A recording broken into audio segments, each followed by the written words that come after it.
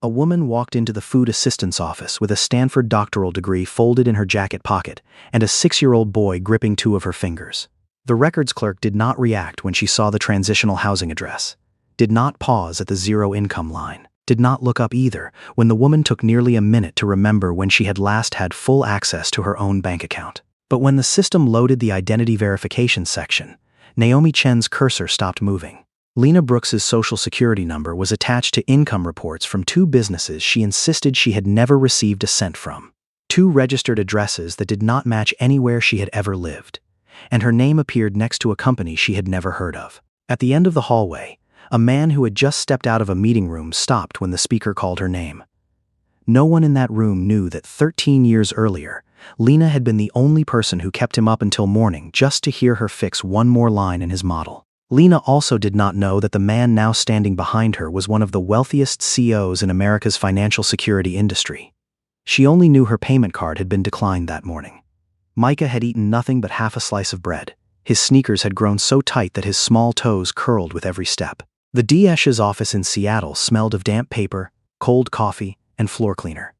The fluorescent lights cast the same pale color over every face, as if the place had been designed to process need but had no idea what to do with the dignity of the people who brought that need in. Lena sat in the blue plastic chair, back straight, knees together, hands resting on a file so thick its edges cut into her palms. Micah sat beside her. He picked up an old flyer, turned it to the blank side, and began folding. Small creases appeared under his fingers. A tail. 2 fins. A slightly lopsided whale that Lena recognized instantly. He placed it on his mother's knee. "You keep it." Lena nodded. In recent months, Micah had taken to handing her small objects at the exact moment she was about to lose her composure. A pebble picked up in the parking lot. Half a cookie. A paper whale. He was not old enough yet to understand what it meant for a financial identity to be hijacked, but he was old enough to know his mother usually looked down at the floor whenever an adult asked for their address. Naomi entered the social security number a 3rd time. The screen kept returning the same mismatched data warnings. She did not look at Lena with pity. That was something Lena was more grateful for than any words of comfort. "Have you ever given anyone control over your financial information?" The question was asked in a flat, professional voice, but Lena still felt it land exactly where it had been hurting for 4 months. She had given Derek everything: bank passwords, verification codes, access to investment accounts, electronic signature. Even the trust of a woman who had spent her career warning banks that the greatest risk usually did not come from what they did not know, but from what they believed was safe. "I gave my husband management rights over some family accounts," she said. "Not these businesses." Naomi nodded slightly. She did not ask why an economics PhD would let that happen. Those were questions Lena had already asked herself every night, in the room where the refrigerator hummed louder than her son's breathing. Inside her jacket pocket was a copy of her Stanford diploma. Lena had not meant to bring it. It had been sitting in a paper box, along with Micah's birth certificate, an expired passport, and a small metal key from her college years. That morning, the housing officer had asked for additional documents for the job referral voucher, so she folded the diploma in half and tucked it into her pocket. 13 years of study and research pressed between 2 collection letters. Naomi handed her another career assessment form. The last line asked for her highest level of education. Lena picked up the pen, stared at the gray blank space, and felt the name of another woman waiting to be written there. PhD in economics, Stanford University. The wall speaker crackled. Lena Brooks, counter 6. Her name echoed through the room. Ordinary. Cold. Just 2 words on a day with too many people waiting to be called. But at the end of the hallway, Marcus Hale stood frozen. He had just left a meeting about an identity recovery program funded by Viridian Trust. His jacket still hung over his arm. The assistant beside him was talking about the next item on the schedule. Marcus did not hear it. He was only looking at the woman sitting next to the boy with the paper whale in his hand.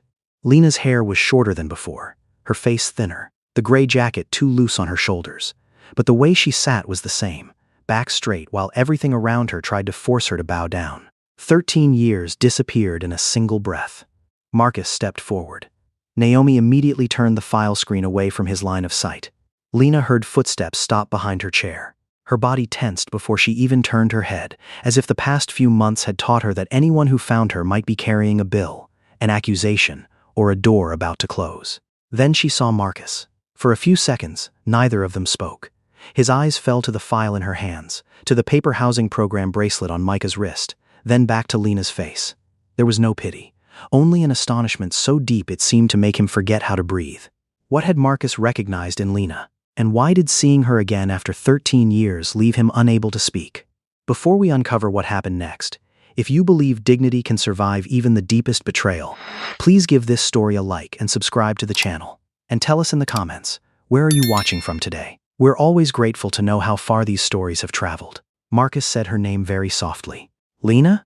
And somewhere behind the memory, a room at Stanford lit up, where the two of them had once placed two small metal keys on a table and believed that no one should ever be given full control. That room was on the 3rd floor of an old building on the Stanford campus, where the air conditioning tended to stop working after 10 at night, and the smell of burnt coffee clung to the curtains. Lena, 26 years old, usually sat by the window with her hair pinned up with a pencil, 3 colors of sticky notes covering her screen.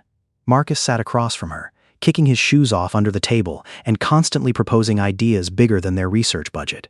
He liked building doors. Lena was always the one who asked how many locks they would need.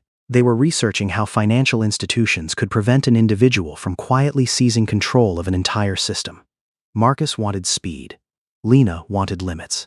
After 2 weeks of arguing, she placed 2 metal keys bought from a second-hand shop on the table and said that any major decision should require the independent agreement of 2 people. Marcus picked one up, turned it under the light, then wrote 2 words on the board: dual key. The name stuck. So did their model. The long nights of work let the two of them learn things about each other that no academic record would show. Marcus knew Lena drank her coffee black when stressed, but added milk on the days she missed home. Lena knew he called his father every Sunday morning, even though the two of them usually just stayed silent on either end of the line. He noticed she always ate the stale part of the bread first, saving the soft part for last. She noticed he joked the most on the days he was most afraid of failing. There was no confession of feelings between them, only moments left unfinished, a hand reaching for the same pen. One time Marcus fell asleep on the sofa and woke to find Lena's jacket draped over him. One evening of heavy rain, they stood under the library's eaves longer than necessary, even though they both had umbrellas. Lena thought the obligations in front of her mattered more than a feeling that had no name yet. Marcus thought they still had plenty of time. Lena's mother was being treated for heart disease in Seattle at the time. Every night, she called at exactly 9 o'clock, listening to her mother's breathing between ordinary sentences about the weather, medication costs, and the basil plant by the window. Lena never mentioned that she had skipped 2 lunches to save for a plane ticket home at the end of the month. She never mentioned Marcus either. The things that make a person hope are often the hardest things to explain to someone in pain. At graduation, Marcus received his first investment for the idea of building an identity security company. He wanted Lena to come with him. In his old bag was the business formation plan, a letter for a co-founder position, and a small box holding the remaining key. He found Lena in the research room, folding clothes into a suitcase worn thin at one corner. That morning, the hospital had called.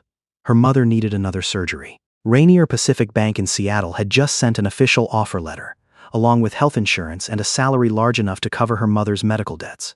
Marcus set the plan on the table. Lena read the first 3 pages, then closed it very gently, the way someone closes a book they truly want to read but cannot take with them. "This is going to succeed," she said.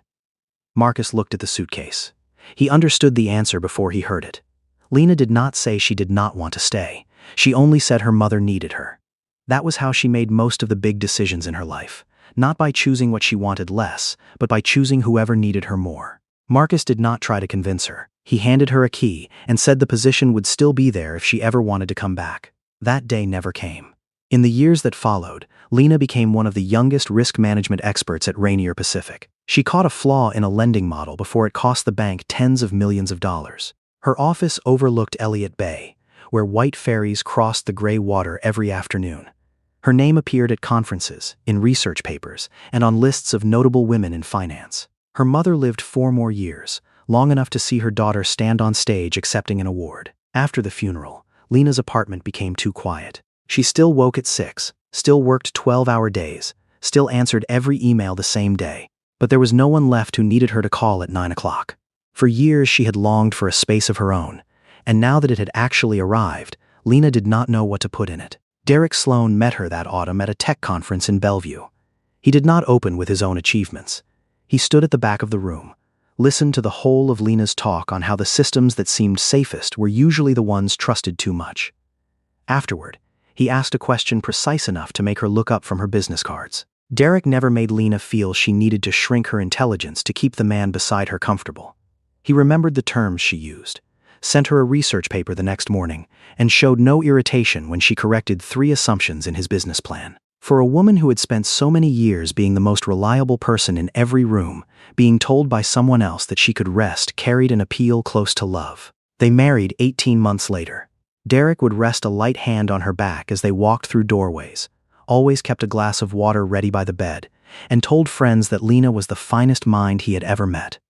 When Micah was born, he sat by the hospital bed all night, holding the baby with both hands as carefully as if he were holding something sacred. 3 months later, in a kitchen still smelling of warm milk, with baby cloths drying over the back of a chair, Derek set Lena's phone down next to his tablet. He said the bills were scattered across too many apps. Lena had been up 2 nights straight by then because Micah had a mild fever, her hair still tied back with a rubber band from her wrist. "Give me the password," Derek said. "I'll make everything simpler." Lena looked at her son sleeping in the crib, then read her husband the string of characters she had used for 7 years. Derek entered the password with 2 fingers, slowly, then set the phone down beside the unwashed baby bottle. He kissed Lena's forehead, pulled the thin blanket back over her shoulder, and said she would no longer need to remember due dates. Electricity bills, insurance payments, Micah's savings fund, apartment management fees. He would take care of it. Lena heard this half asleep and felt grateful that a piece of her life had finally been lifted from her hands.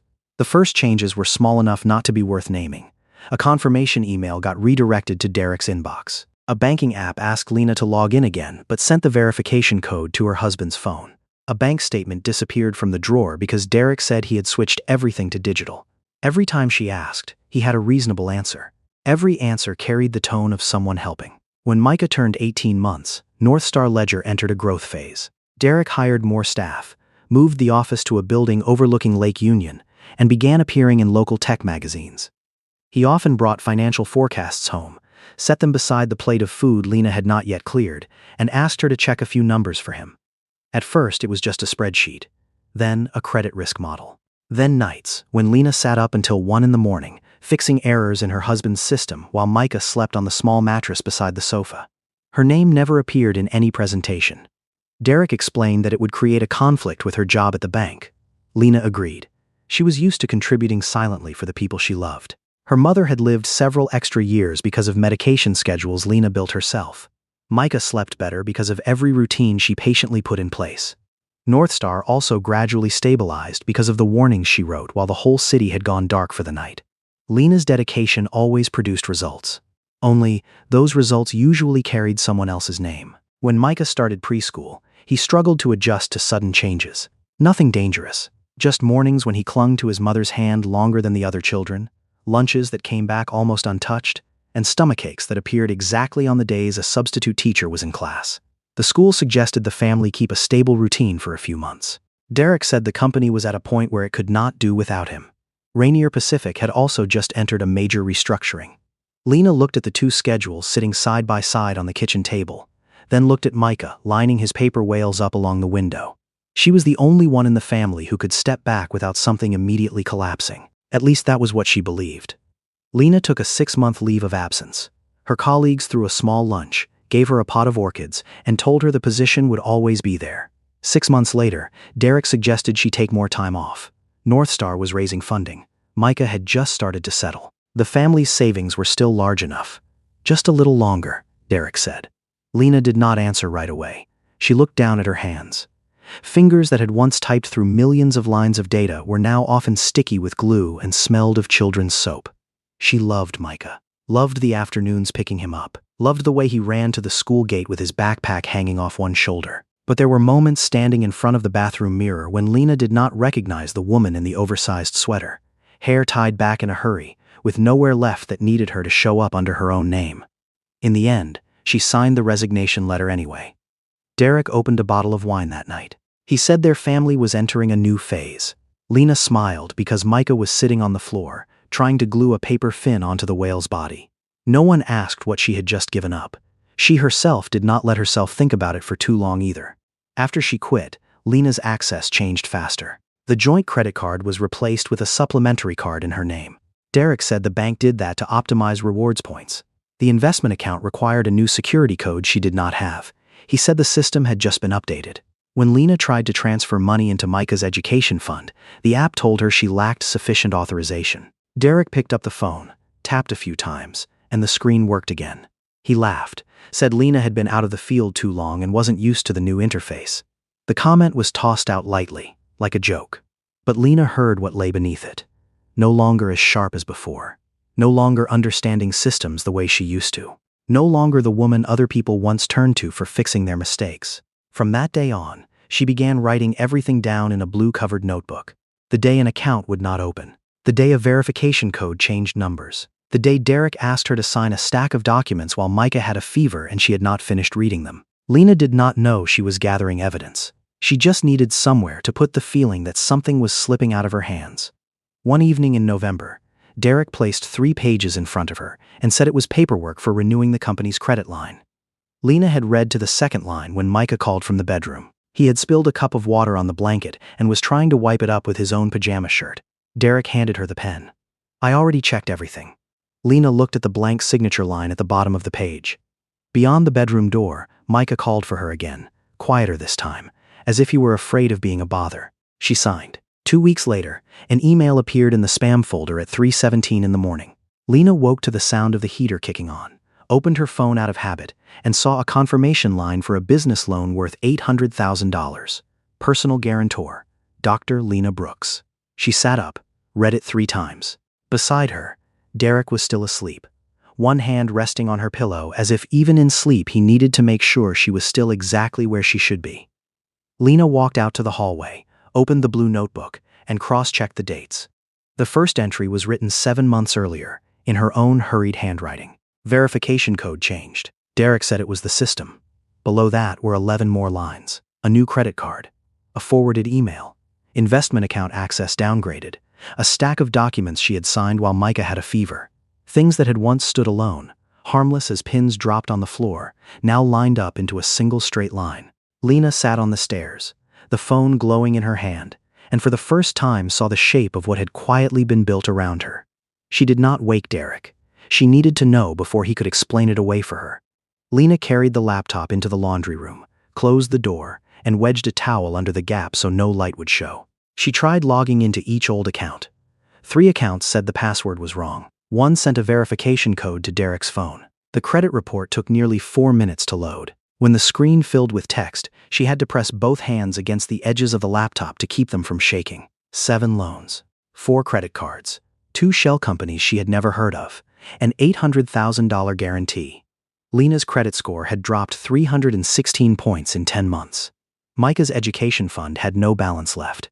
The savings she had built up in her early years at the bank had been moved into Alder Peak Holdings, a company registered under Northstar's office address. Every transaction bore a confirmation mark. Every confirmation mark bore her name. Lena had once built models to detect fraudulent behavior across millions of transactions.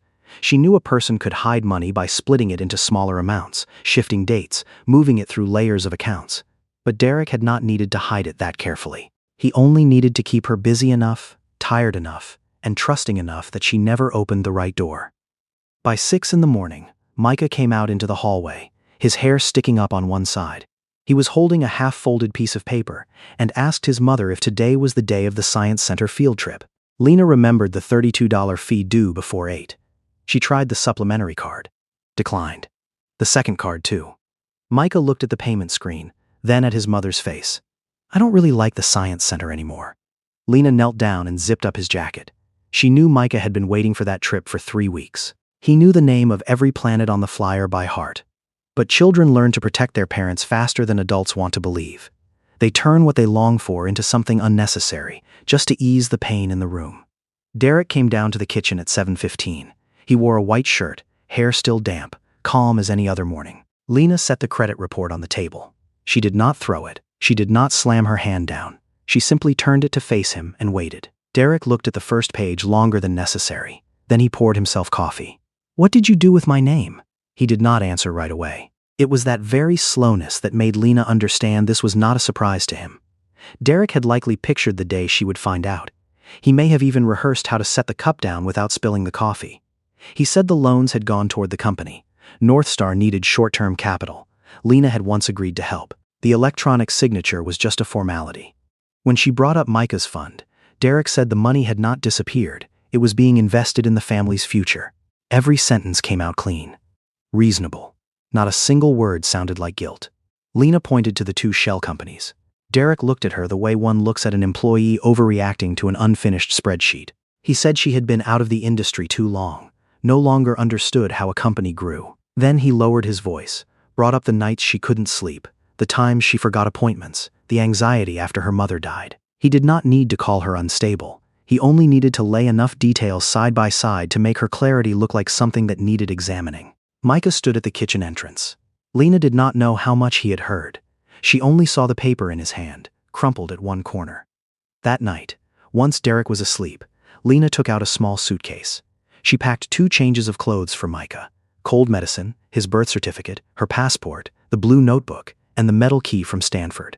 She stood in front of the closet for almost a minute, looking at the dresses she had once worn to conferences, then walked away without taking a single one. Mother and son left the house at 12 minutes past 1 in the morning. Seattle had a thin rain falling, the kind not heavy enough to make anyone run, but persistent enough to soak a jacket through without anyone noticing. Micah fell asleep on his mother's shoulder on the first bus. The suitcase leaned between Lena's knees. Every time the bus braked, she held him a little tighter.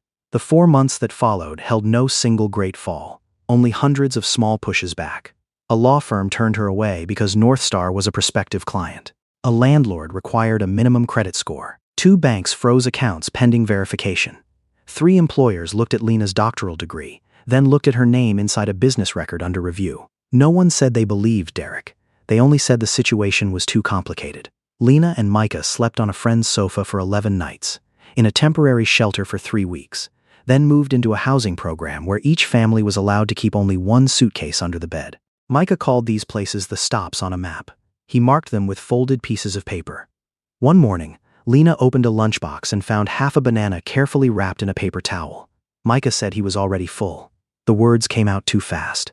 Lena sat on the edge of the bed, holding the half banana in her hand, while her son turned to face the wall, pretending to look for his missing sock. That afternoon, she took a number at the DHS office. On the basic food application, Lena wrote the transitional housing address. Usable income? None. Accessible accounts? None. On the attached job referral voucher, the last line asked for her highest level of education. The pen stopped on the paper. Micah placed his small hand on his mother's wrist. Lena folded the diploma in her pocket 1 crease deeper, then wrote each word slowly. PhD in economics, Stanford University. Lena looked at those words sitting among the gray boxes and the zeros. It no longer looked like an achievement. It looked like the name of someone who had vanished, copied down on paper to prove that the woman sitting in this plastic chair had once had another life. She set the pen down. Micah rested his head against his mother's arm. 40 minutes later, Naomi called Lena to counter 6. The system kept returning errors because her social security number appeared on business income reports that did not match her statement. Naomi entered each line by hand, flagged the file for identity verification, and noted that Lena could not access the assets currently under dispute. She did not ask why a Stanford PhD needed food assistance. She only slid a paper cup of water through the gap in the glass when she noticed Lena's lips had gone dry, and her hands kept tightening around the edge of the file. Just then, Marcus said her name. It was very soft, but Lena recognized it instantly. Some voices do not live in memory as a complete sentence. They live in the body, in a heartbeat that suddenly changes rhythm, in the way a person looks up before they've even decided whether they want to turn around. 13 years had passed, but a single Lena was enough to pull her back into the research room with 2 cold cups of coffee and a man who had once looked at her as though every answer in the world was worth waiting for, as long as it came from her. Marcus stood a few steps from the counter, a dark suit fitting him well, a few gray strands now at his temples. He was no longer the graduate student who used to fall asleep on the library sofa, but his gaze still held the same focus that had always made Lena feel, back then, that she was being seen completely. That was exactly what made her want to turn away. Over the past 4 months, she had withstood the suspicion of landlords, the wariness of employers, and glances that swept over her housing identification bracelet. She did not know whether she could withstand being seen like this by someone who had once truly understood her. Naomi turned the screen toward herself and reminded Marcus that the file was confidential. He stepped back immediately. He did not use his company's name. He did not ask for details. He only said he had just come from a meeting about an identity recovery program, then asked whether Lena needed any contact information. Marcus looked at the suitcase beside Micah's feet and at his tight shoes. He had dozens of ways he could make life easier for the two of them before nightfall. A hotel room, a team of lawyers, an account large enough that Lena would never have to sit here again. He started to bring up an apartment from the emergency relief fund. Lena cut him off. "I don't need you deciding where I should go." Marcus fell silent. She did not want his apartment, did not want his money, did not want to wake up one more morning and find her life once again resting in the hands of a man who had decided what was best for her. For the first time since recognizing Lena, Marcus understood that kindness, given the wrong way, could still make the person receiving it feel smaller. Naomi finished the verification appointment paperwork and handed Lena a list of documents to provide. She quietly added a phone number at the bottom of the page. Not Marcus's personal number.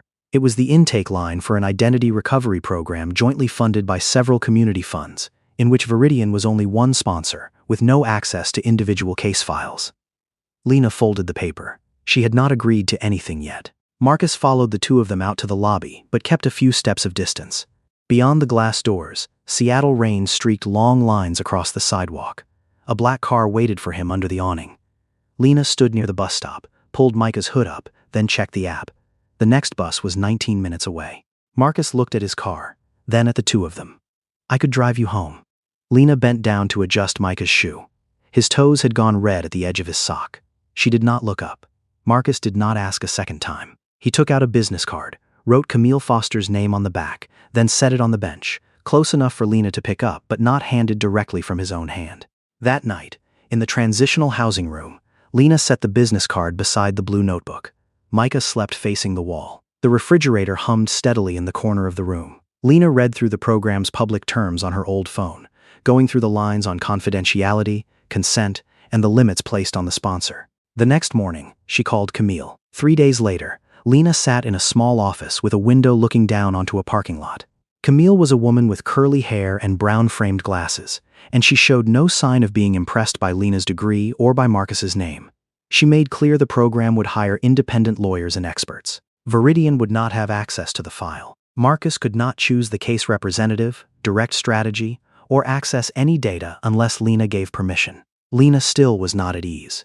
She required that every exchange about the case go through Camille. Marcus could not receive information, attend meetings, or contact anyone directly about the file unless Lena herself chose to change that instruction. Camille recorded the request in the intake notes, read each line back, then sent a confirmation to an email address only Lena controlled. Before leaving the office, Micah stopped in front of the donation closet at the end of the hallway. On a low shelf sat a pair of sneakers, barely worn.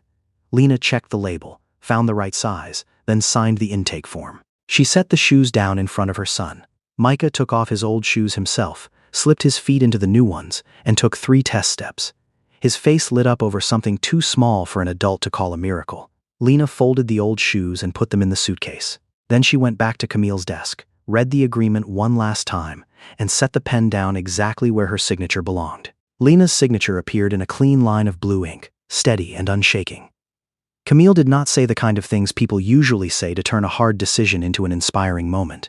She simply filed the paperwork into a locked cabinet, then handed Lena a list of 3 actions that would follow: sending dispute notices to the lenders, requesting data preservation, and forwarding the file to an independent digital forensics unit not affiliated with Viridian. Every access had to be logged. Every decision required Lena's consent. 4 days later, Camille called to say an apartment had opened up in the transitional housing program in Beacon Hill. It was not one of Marcus's hotels, nor did it belong to Viridian. The apartment was managed by a community organization, set aside for families recovering from identity fraud and loss of financial access. Lena read the agreement twice before accepting the key. The apartment sat on the 2nd floor of a brownstone building, with a laundromat open until midnight below. The living room had just enough space for an old sofa and a folding table. The refrigerator hummed steadily, and the window looked out onto a parking lot with a maple tree nearly stripped of its leaves. But the door had a lock. The key sat in Lena's own palm. No one else knew the entry code. Micah ran a lap around the room, then chose the corner by the window as the place to keep his folded paper creations. Lena opened the one suitcase, hung her son's clothes in the closet, then set the blue notebook in the drawer beside the bed. The Stanford diploma remained folded. She was not ready yet to hang it on a wall. She did not know how long she would keep. After Diesches verified that Lena had no usable income and that the assets under her name were frozen due to dispute, the approval notice listed the maximum basic food benefit for a household of 2 for her first eligible month, $546. That was the maximum allotment for fiscal year 2026 for a 2-person household across the 48 contiguous states and Washington, D.C. Lena divided that number by 30 days, $18.20 for the 2 of them, each day. She had once managed models worth billions of dollars. Now, Lena opened a free spreadsheet on a library computer to calculate the cost per serving. Rice, beans, oatmeal, eggs, bananas, frozen vegetables, milk, alphabet, pasta. She colored items blue if they could stretch across several meals, yellow for foods Micah liked, red for anything that went over budget, chicken only when it was on sale. Yogurt became a weekend item. At the checkout, Lena placed each item on the belt in the order she had already calculated. She watched the total climb on the screen, set aside a bag of raisins when the sum went $3 over what she had planned. The man behind her glanced at the benefits card in her hand, then turned back toward the candy rack. The look lasted only a second, but Lena still felt her back straighten out of old habit, the same way it used to when she walked into a meeting room full of people waiting to see if she was good enough. The scanner beeped. The transaction went through. Lena carried 2 bags of groceries home in the rain, one in each hand, Micah walking beside her in his new shoes. He talked about a whale that could sleep while still swimming. Lena listened, even as the bag handles cut into her fingers and she had to stop twice to switch sides. That night, she divided the food into donated plastic containers. Micah sat at the table, eating alphabet pasta and trying to spell his mother's name out of the soft noodle letters. Lena set a cup of yogurt in front of him, then turned to the sink with her own bowl of oatmeal. When she turned back, the yogurt was sitting beside her own plate. "I'm full," Micah said. The answer came too fast, again. Lena looked at the clean spoon, looked at her son's lowered face, and realized he had not even opened the lid. She did not push the yogurt back toward him. She did not tell him a child shouldn't worry about his mother. She sat down, peeled back the lid, split it into 2 equal halves, and set one half in Micah's bowl. He did not look at her, but his small shoulders finally loosened. The next day, Lena passed a second-hand shop on her way to Camille's office. In the window sat a red silk scarf, not the dark red of overdue files, but the same shade of lipstick she used to wear before every important presentation. $4. Lena stood outside the shop for nearly a minute, silently listing everything else that money could buy. Then she walked in. The scarf would not raise her credit score, would not keep the apartment warmer, would not add food to the refrigerator. Lena bought it anyway, because for the first time in months, she wanted something that did not serve Derek, Micah, the lawyers, or the fight still waiting ahead. In the small fitting room, she wrapped the scarf around her neck and looked in the mirror. The woman in it was still thin, still tired, but the red pulled a little light back into her face. That night, Lena hung the scarf over the back of a chair, locked the door, and tested the handle twice. Micah was already asleep. She set the apartment key under the cup beside the bed, took off her jacket, and lay down in pajamas for the first time since the day she left Derek's house. Her phone buzzed at 11:43. Camille reported that following the request for evidence preservation, the lender had provided the authentication log for the $800,000 loan. The independent forensics unit had just determined that the device used to generate the signature did not belong to Lena. It belonged to a computer registered at Derek's private office.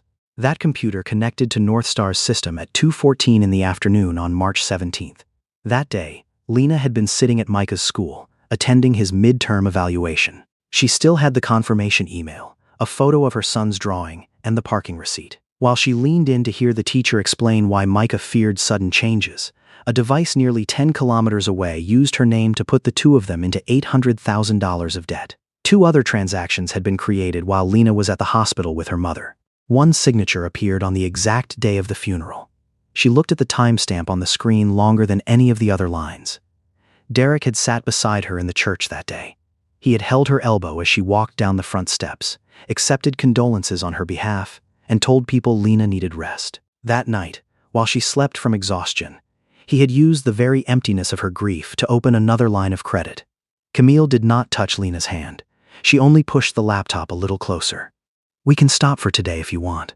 Lena shook her head. She opened the blue notebook, found the date of the funeral, and wrote a new line beside it. No curses. No exclamation marks. Just the device name, the timestamp, and the network address. She had spent her whole life turning chaos into something readable. Now she was doing it to her own betrayal. The digital forensics unit worked out of a separate office suite. The program covered the costs, but Viridian had no control over staff, servers, or professional conclusions. Every record received had a chain of custody log. Every copied file carried a checksum. Marcus was not allowed in until Lena sent Camille a written request to change her instructions. She waited 3 days before doing so. When Marcus arrived, he was not in a suit, just a shirt with sleeves rolled up and an old paper notebook. He sat at the far end of the table, not choosing the seat beside Lena. On the screen were hundreds of login events, points of light connected into a network that looked like the map of a city with no streets, only doors opened at night. Lena began sorting by device. Marcus listened, took notes, and did not interrupt.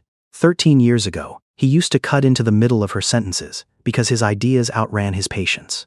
Now he waited until Lena set her pen down before asking anything. The change was small, but she noticed it.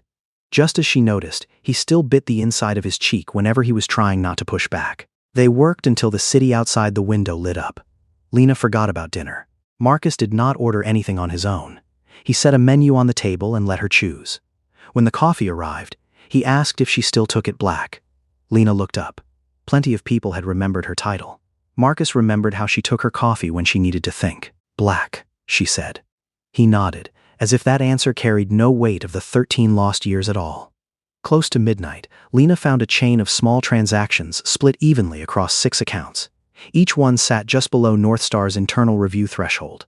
The money passed through Alder Peak Holdings, then back to a consulting firm with no employees. The structure was familiar enough that a chill ran down both her arms. It was a distorted version of the model she had built at Stanford. Marcus opened his paper notebook. Among the newer notes was a page gone yellow at the edges, 2 punch holes at the top, and Lena's red ink still on it. The dual key model. The first draft. She looked at the page, then at him. Marcus did not explain why he had kept it. He only set it beside Derek's transaction diagram.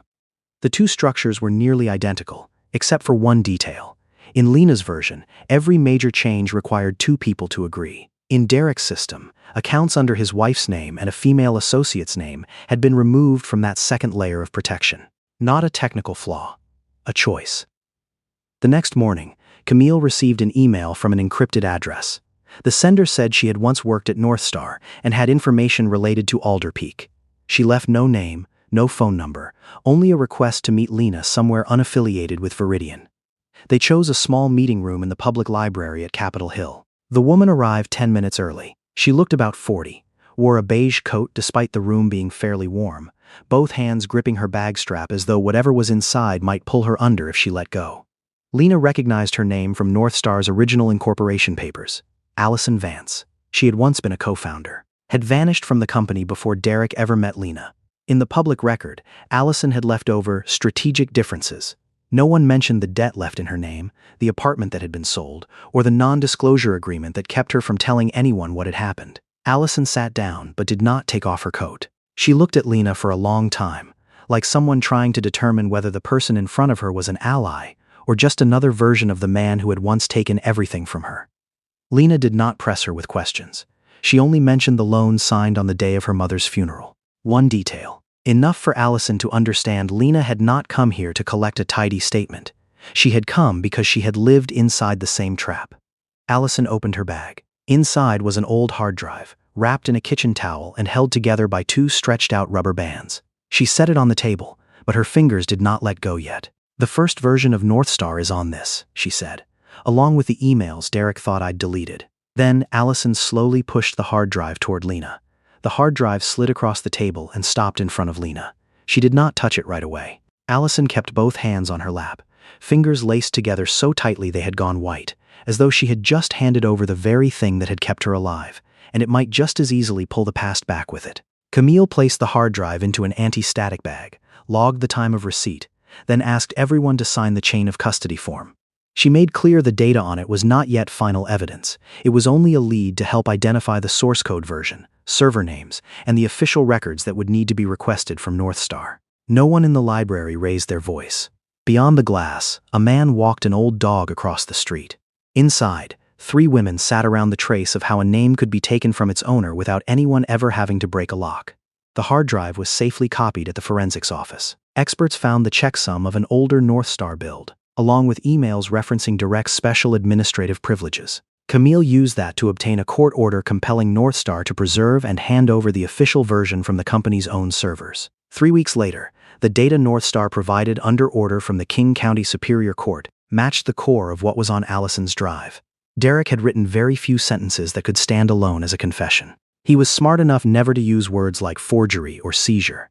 He called removing Allison from authentication rights governance optimization, called the loan under her name a temporary structure. With Lena, he used the same language, only the dates and the company name had changed.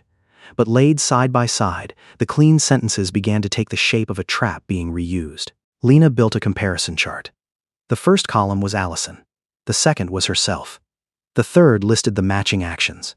Changed verification codes, downgraded account permissions, opened credit lines, moved assets, then planted doubt about the woman's mental state whenever she pushed back. Marcus sat at the far end of the room during the last working session Lena allowed him to attend.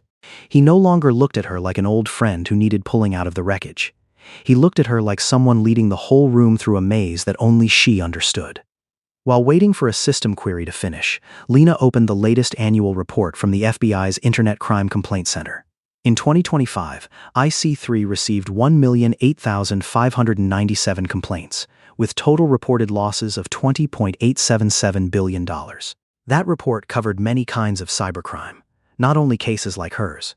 But every one of those numbers still began with a single person having to prove that something bearing their name had not been made by them. She closed the report. In her pocket, the phone kept buzzing.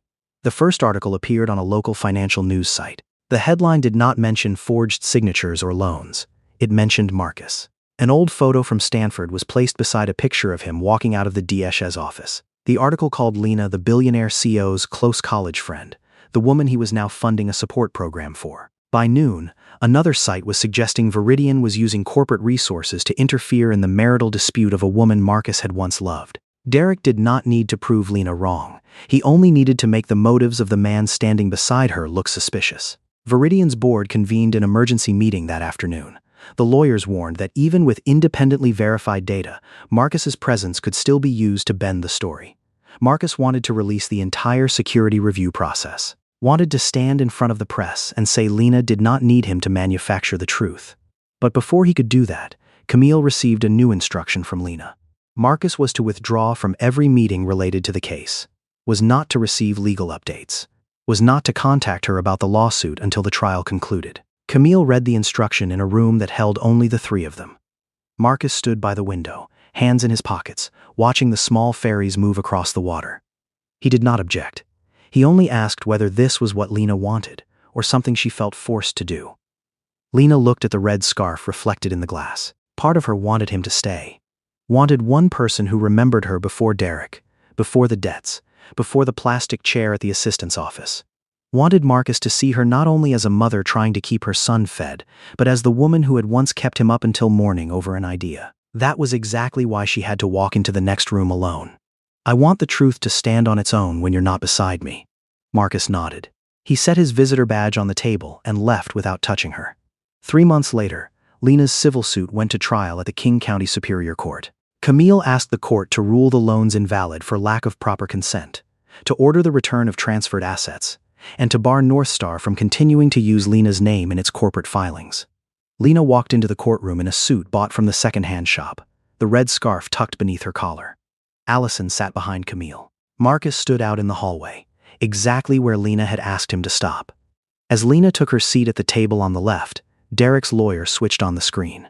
The first image that appeared was not a bank transaction.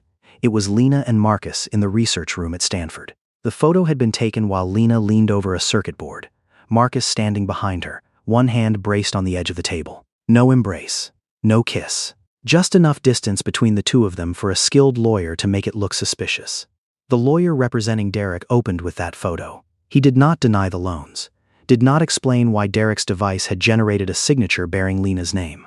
He talked about bias, about Viridian's power, and about a relationship Lena had not disclosed when the identity recovery program took on her case. Words like old flame, billionaire, and personal motive were planted in the courtroom before the evidence even was, because people tend to remember a scandalous story longer than a chain of data.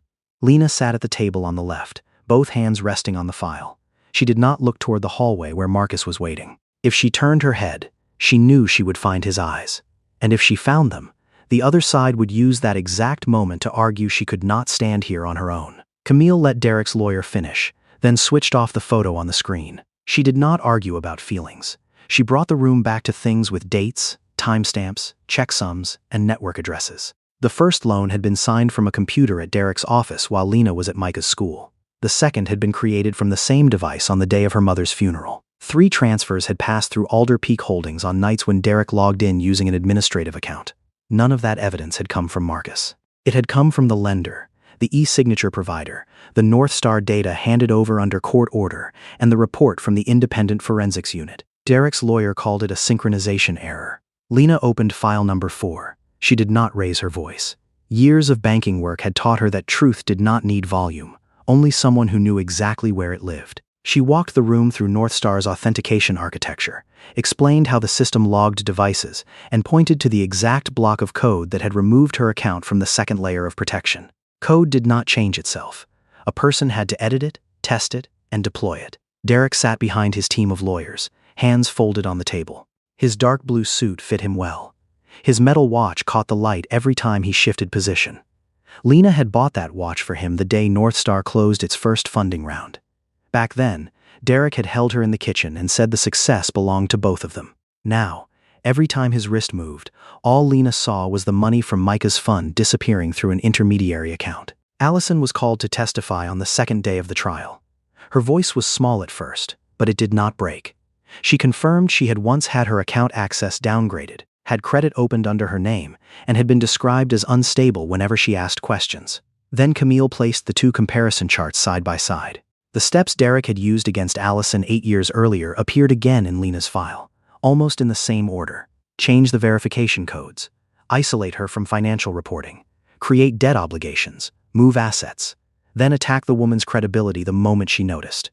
Derek's lawyer asked why Allison had stayed silent for so many years. The question was asked in a calm voice, but its purpose was clear: to turn her fear into proof that nothing had ever happened. Allison looked down at her hands. For a few seconds, Lena thought she was about to draw inward the way she had at the library. Lena did not speak for her. She only sat still and let Allison choose her own moment to look up. Allison said she had stayed silent because the debt kept her from renting an apartment, because the legal agreement was more than she had the means to fight, and because Derek had convinced everyone she had left the company over a personal failure. Every sentence was short, unembellished, asking for no one's pity. By the time she finished, the beige coat had come off and lay over the back of her chair. On the third day, the forensics expert presented the official source code provided by North Star. In the Stanford version, 2 independent people had to confirm any change to a critical account. In Derek's code, the consent requirement for Lena and Allison had been replaced with a single administrative command: 1 key, held in his hand alone. The courtroom went silent as the expert confirmed the change had been made deliberately. Derek leaned in to confer with his lawyers. For the first time, he did not look at Lena as the woman who had once trusted him. He looked at her like a system he had disabled that was now rebooting on its own. After closing arguments, the judge left the room to review the record. Lena stepped out into the hallway. Marcus was still there, standing beside a vending machine with its lights turned off. He did not step toward her, did not ask what she thought the outcome would be.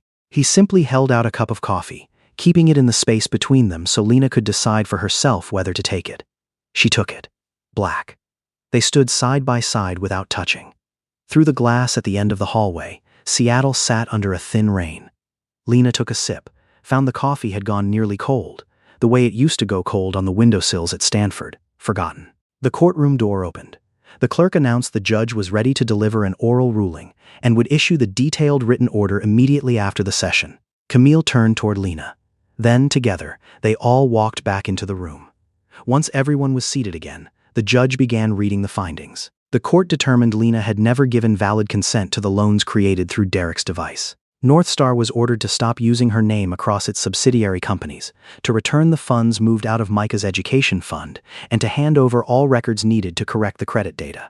The claims related to Allison were separated into their own proceeding. The written order would allow Camille to send the official evidence directly to the lender and to the credit reporting agencies, instead of requiring Lena to keep explaining, in her own words, that the debts under her name were not hers. The ruling could not undo 4 months of borrowed sofas, meals split in half, or the moment Micah said he did not like a field trip only because his mother no longer had $32. But it gave Lena back something else: the right for other people to believe her name belonged to her. Derek sat still as the judge read the final line. The watch on his wrist still caught the light, but it no longer reminded Lena of success. It was just an expensive object on the man who had mistaken his wife's trust for ownership. When the session ended, Derek looked at her as though still waiting for some sign from the woman who used to ask permission before moving money out of a joint account. Lena closed the file and walked past him without a word. Marcus stood out in the hallway. He did not embrace her, did not offer any grand promise. He simply walked with Lena to the elevator, keeping enough distance that she could slow down or walk ahead as she chose. When the elevator doors opened, Lena saw her own reflection in the polished metal. The secondhand suit, the red scarf, eyes that had gone too many nights without sleep. Marcus stood behind her, but he did not block her out. That afternoon, Lena opened a new bank account. The teller asked if she wanted to add a co-owner. She said no. When asked to list an emergency contact, Lena wrote Camille Foster. The pen paused for a beat before leaving the page, not because Marcus did not matter, but because for the first time she understood that love did not need to be proven through access. 6 months later, Lena's office sat on the second floor of a small building in Columbia City. The sign on the door held only 3 words: Brooks Identity Lab. The office had no view of Elliott Bay, no receptionist, no glass conference room. Just 2 desks, a printer that jammed often, and a filing cabinet locked with 2 separate keys. Lena helped people whose accounts had been hijacked, whose signatures had been forged, whose names had been attached to debts they never agreed to. While writing her first grant proposal, she read a report on the economic well-being of American households in 2025. 63% of adults said they could cover a $400 emergency expense using cash or its equivalent. 12% said they could not cover it by any means at the time they were asked. Lena deleted 3 long paragraphs of explanation from her proposal and kept only 1 line. Many lives don't collapse from one enormous sum, but from a single bill arriving on the exact day a person has nothing left to catch it with. Her first client walked in while it was raining. A woman around 50, still in her coat despite the warm room, phone gripped in both hands. Her ex-husband had changed the password on her retirement account and told their children their mother was simply confused. Lena did not promise anything would be quick. She pulled the chair across the desk closer, set a blank sheet of paper down, and said they would start with the first password. At home, Micah had his own bedroom. He had stuck his folded paper creations into a flock across the wall beside his bed. The largest one was made from a copy of the debt discharge notice. Lena's Stanford diploma was finally framed, but it did not hang in the living room. She kept it in the office, beside the old metal key and the blue notebook, now filled edge to edge. With her first paycheck, Lena bought a red dress. Not for a court date, not for a job interview, not because Marcus would see it. She wore it in the apartment, stood in front of the mirror, and let her hair fall loose over her shoulders. The woman reflected there was still Micah's mother, still the woman who had once sat in the assistant's office with 0 income. But she was also a woman who still wanted to be looked at, to set out on a journey, and to walk into a room without having to explain what she had given up to get there. Lena booked a weekend trip to the San Juan Islands. Saturday morning, she drove nearly 2 hours north to the Anacortes ferry terminal with Micah. The ferry route out of Anacortes serves the San Juan Islands, and reservations are generally recommended for vehicle crossings. 1 ticket for her, 1 ticket for Micah. Every cost paid from an account that carried only her name. The night before, she had sent Marcus the departure time, along with a short question about a coffee invitation left unfinished 13 years earlier. At the terminal, Micah ran ahead on the boarding ramp, backpack bouncing lightly against his back. Lena stood near the gate, the red dress hidden beneath a cream-colored coat, both tickets in her hand. She did not know if Marcus would come. She did not check her phone again either. Just before the attendant closed the gate, a man cut quickly through the rain, 2 cups of coffee in his hands. Marcus stopped in front of her, still catching his breath.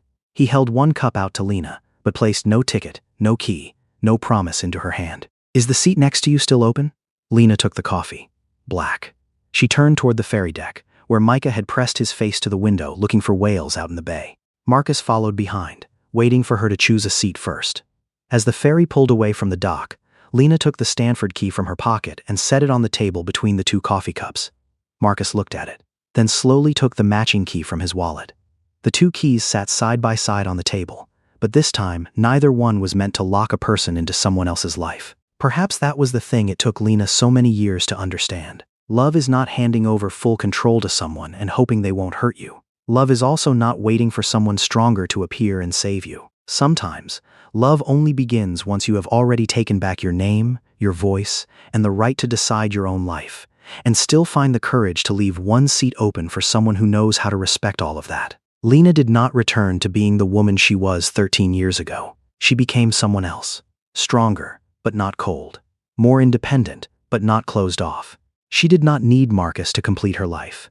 That was exactly why she could choose to walk beside him without ever losing herself again. And you? Which moment in Lena's story moved you the most? Have you ever known someone who had to start over after their trust, their finances, or their identity was taken over by someone close to them? Share your feelings or your own story in the comments below. Who knows, the words you write today might help someone else realize they are not alone, and that it is never too late to start over. Thank you for staying until the very end and listening to this story. May you always be strong enough to hold the key to your own life in your own hands, yet gentle enough to open the door for the right person. See you in the next story.